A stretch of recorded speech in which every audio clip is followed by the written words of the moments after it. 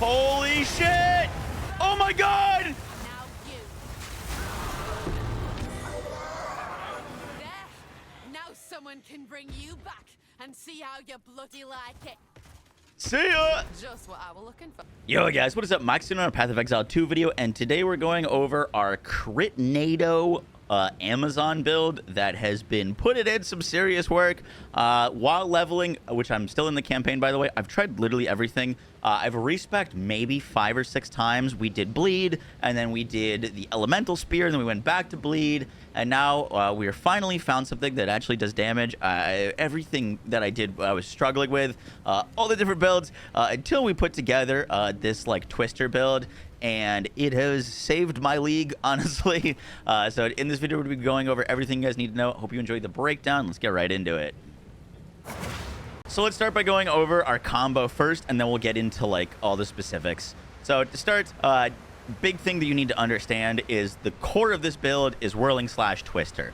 And this is something that's not going to feel very good until you're a bit later on, because this needs a lot of attack speed to start feeling good.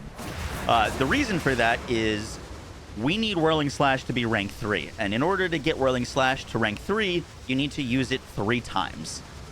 Anytime that whirling / gets a stage, when you fire a twister into it, it fires an additional twister. So at 3 stages of whirling, we're going to be getting 4 total twisters.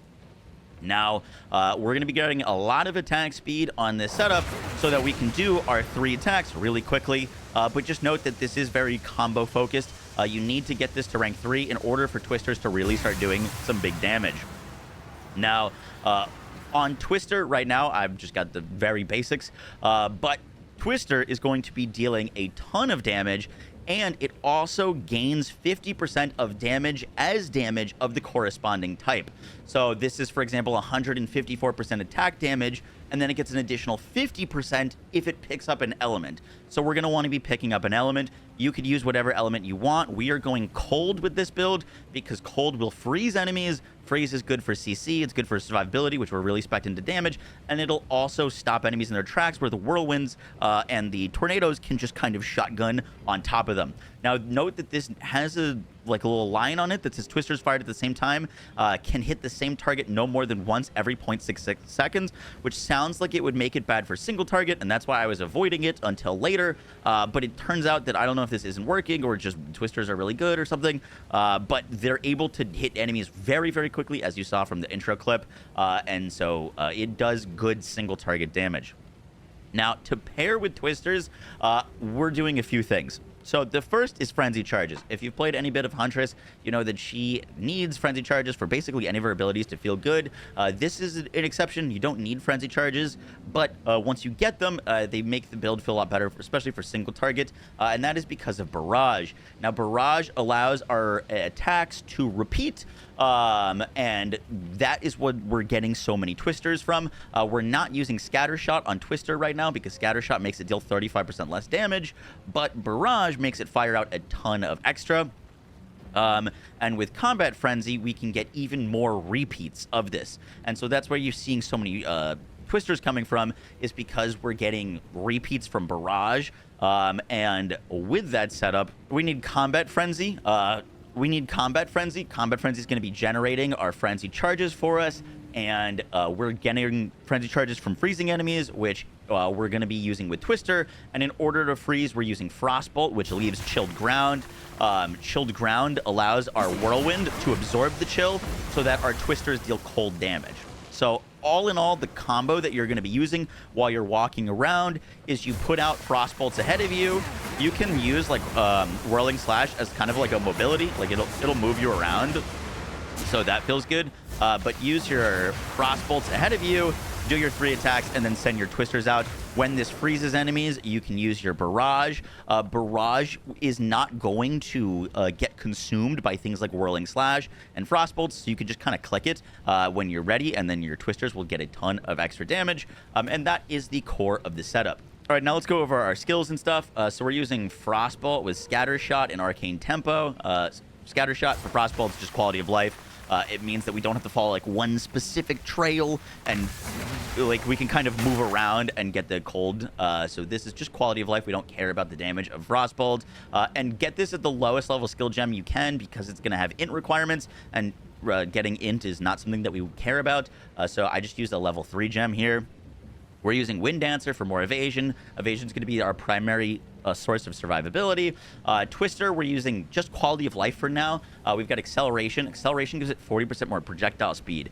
The big thing to understand with Twisters is that they go away from the enemy, and then if they hit anything, they come back to the enemy.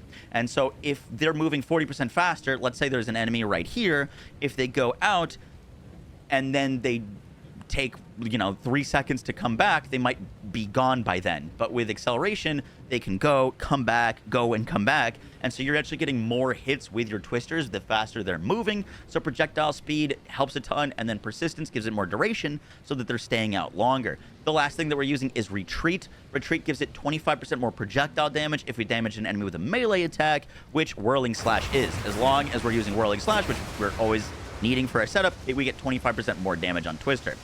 For Whirling Slash, we're using Martial Tempo so that you attack faster, and then Pursuit so that it does more melee damage if we damage an enemy with a projectile attack. Obviously, the Twisters are projectiles, so these are working in combo with each other. I don't have like full support gems yet because I've respec so many times, but on Barrage, you really want Perpetual Charge. This gives us 35% chance to not remove charges, and then you could also probably put Empower support here, and then Combat Frenzy. The big thing is Profusion. This gives us a 50% chance to grant an additional charge anytime that we get one. We can only get charges every 5 seconds, so getting 2 is really, really nice. For the skill tree, we're going Predatory Instinct first. The reason we go this is because it's just a damage multiplier, and that is awesome. Going the Critical Strike node is going to be more impactful, but you don't get enough accuracy to really make this good until a little bit later once you've got some more skill points. And then for the third node, we're going to go in for the kill for the 40% skill speed, which is going to help us get our Whirling Slashes out way more. And then we're going to go Penetrate for the added damage and the increased accuracy rating. For the skill tree, we're going to path over to Primal Instinct, more attack speed, area effect. Love all of that. Stalk and Leap, more melee and projectile damage. This is perfect for us. It helps everything that we're doing. We're going to be picking up Cat-like Agility for the ton of evasion rating that it gives us. Evasion rating is very nice for our survivability right now. Then we want Primal Sundering. Damage penetrates LE Res and increased area of effect for our attacks.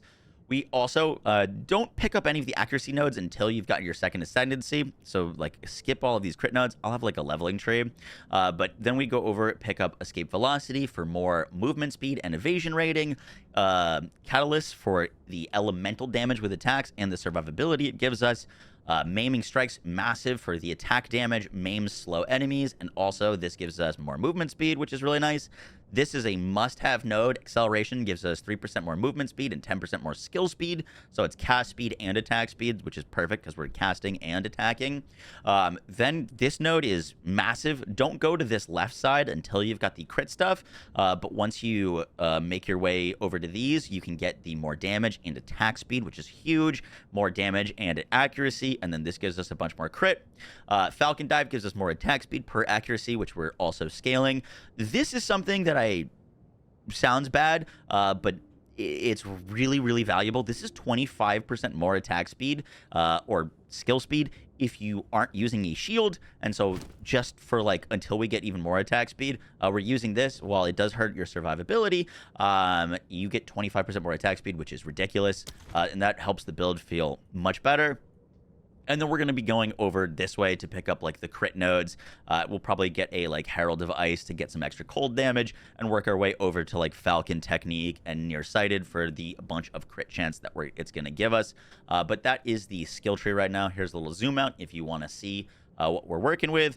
I picked up this node as well. This is such a massive damage buff. It's 60% crit damage, but you get 15% reduced global defenses. Not sure if this is going to be something we're using in endgame, but for the campaign, it feels really good. 60% damage is ridiculous. In terms of our actual crit chance and crit damage right now, by the way, we currently have 8.5% base crit chance with If we're close to enemies, we get an additional 58%, and then we get 234% crit damage bonus. So we are critting with like all of the twisters, basically. You know, if a cast hits an enemy multiple times, there's a high probability that one of those hits is going to be a crit, which helps us scale our damage up a whole bunch. And that is from our accuracy. The more accuracy that we have, the more crit chance we get. And that is part of the reason why Amazon is going to be so cracked. So yeah, that is the skill tree. In terms of gear, I'm not using anything particularly good. Things to look out for are high physical damage on your weapon. Plus level of projectile speeds is nice. Attack speed, wherever you can get it, is really nice. And then I would just look for like added damage if you can find it. Added lightning damage, added cold, added fizz is all great. You're also going to want to look for evasion rating and dexterity and strength, which is all really nice to have. And then if you can get accuracy, that's also great. And like crits things. I bought this ring for 1 exalt. Great buy. It's got a bunch of added fizz. It's got accuracy. It's got evasion, and it's got strength. Things like this are going to be very valuable because the accuracy is actually a helpful node for this build. So if you can find things with accuracy, once you get the ascendancy point for it, they'll make your damage scale up a whole lot more. Guys, that's going to do it for the video. I hope you enjoyed. The league right now is in a real tough spot, and everything is very difficult. So if you're looking for a build to make things a bit easier, this one will definitely help, but it is a build that takes a little while to come online, just because you need some attack speed, you need some of those things to start making things feel good. But once you do, the build just really scales and scales. So yeah, I hope you guys enjoyed. I'll catch you on the next one. Take care. Peace.